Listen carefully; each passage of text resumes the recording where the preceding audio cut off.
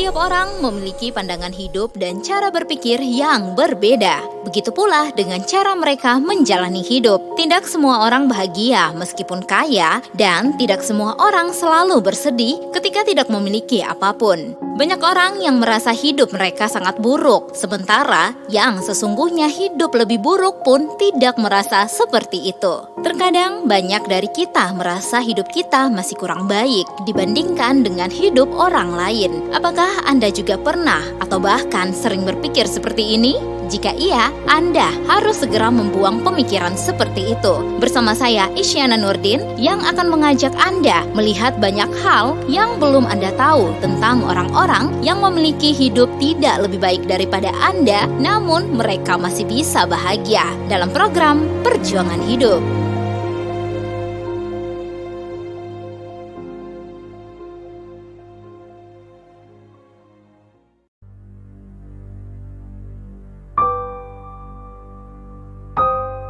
...150 km setiap harinya yang harus ditempuh oleh pria 34 tahun Afdi yang berasal dari daerah Polen TTS menuju kota Kupang, ibu kota provinsi Nusa Tenggara Timur. Bolak-balik dari pagi dan menjelang malam hari. Rutinitas ini dilakukannya demi menafkahi keluarga dengan cara menjual madu asli dari lebah yang bersarang di atas pohon. Nama siapa, Kak?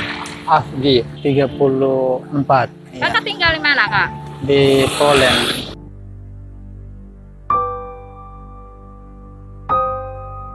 Afdi adalah seorang petani, juga penjual madu asli asal daerah Polen, Timur Tengah Selatan.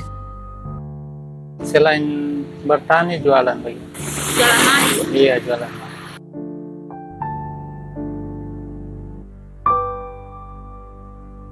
Pekerjaan ini sudah dilakoninya sejak masih duduk di bangku sekolah dasar. Sejak SD, Mulai jualan ke Kupang ya dari kapan? tahun 97.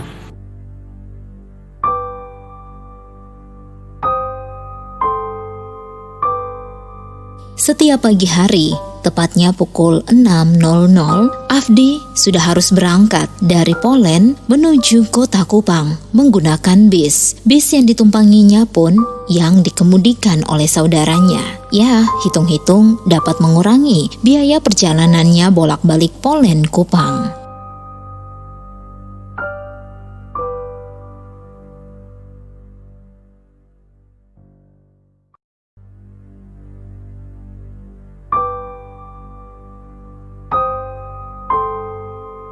Dari jam 6 pagi, Afdi akan kembali ke rumah sekitar jam 7 atau jam 8 malam.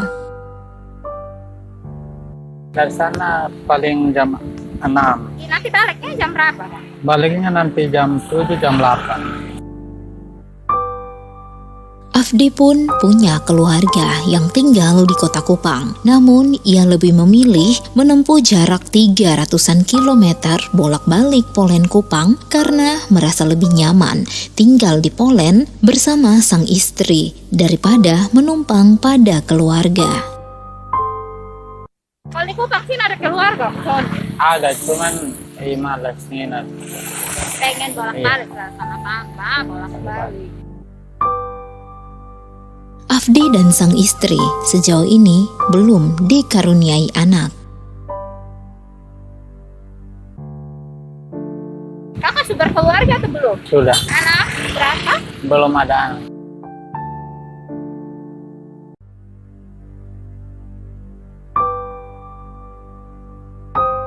Madu yang dihasilkan dari daerah Polen, Timur Tengah Selatan ini dihasilkan atau dipanen setiap 2 minggu sekali. Madu sendiri berasal dari Polen, kok? Iya, dari Polen. Di sana penghasil madu, kok, atau kemana? Iya, Ada hutan khusus, kok, gitu. ada. Dan dia berapa lama bisa menghasilkan madu kayak begini? Iya, kalau kita hitung dari itu, lewat waktu nginap, dia nginap, hitung 2 minggu itu sudah ada madu.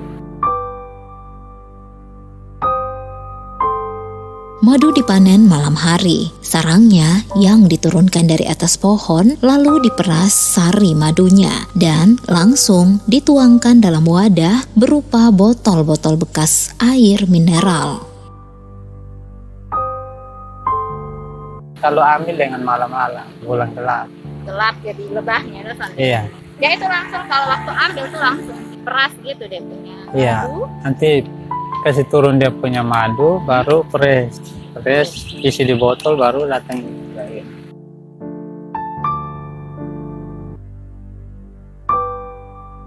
Banyaknya madu yang dihasilkan tergantung seberapa besar sarang madu yang dihasilkan. Satu sarang itu tergantung dari dia punya besarnya sarang.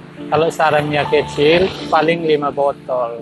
Kalau sarangnya besar, bisa sampai 2 jerigen begitu.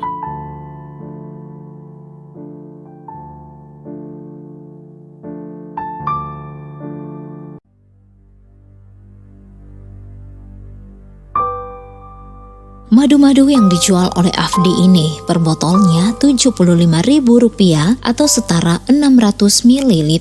Lalu ukuran jerigen dijual 5 kali harga per botolnya, yakni 600 ml-nya atau berkisar Rp375.000. Jadi satu botol ini berapa, Pak? 75.000. Afdi memilih kota Kupang sebagai tempatnya mencari nafkah karena banyak peminat di kota bermotokasi itu. Di Kupang banyak peminat, Satu hari bisa laku berapa, Pak? sampai 10 botol. Iya, kadang lebih. Kalau pas ada yang pesan bisa sampai 5 jerigen.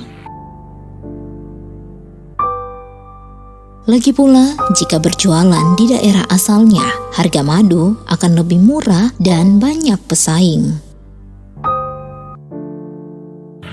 Berarti itu harga lebih murah kan? Iya, agak murah. Dan biasa kalau di sawah begitu jualan begini dapat berapa satu botol? Dia paling di atas 50. Itu juga jarang. Karena di sana banyak yang jual. Dan sejauh ini bersyukur karena masih mendapatkan untung dari hasil jualannya.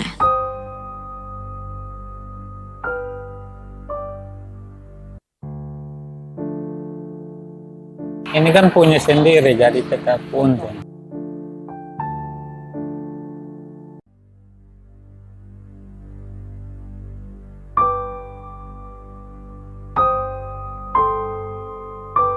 Ratusan kilometer jarak yang ditempuh oleh Afdi demi rupiah ini begitu dinikmatinya.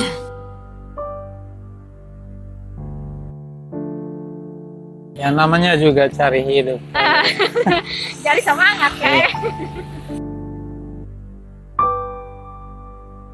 Memang ada rasa kepuasan tersendiri jikalau hasil kerja keras kita dapat bernilai di mata orang lain.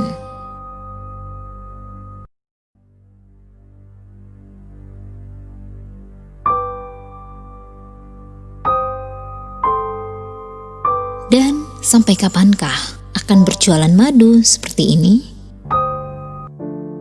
Nah kira-kira sampai kapan kakak mau jualan begini? Ya sampai, ya kalau sudah habis lebah di kampung tidak ada ya mungkin berhenti. Tapi sejauh ini ada terus. Ada, tiap tahun itu 2 kali. 2 kali. 2 kali panen. Adapun bulan-bulan tertentu, madu ini dihasilkan berlimpah, yakni sekitar bulan Juli sampai September setiap bulannya. Bulan Juli sampai bulan September. Jikalau madu-madu ini belum layak untuk dijual dikarenakan stok masih terbatas, maka Afdi akan kembali bertani sembari menunggu madu yang akan dipanen. Paling bertani saja, kebun, terus Ya kebun sendiri di kampung. iya Pak.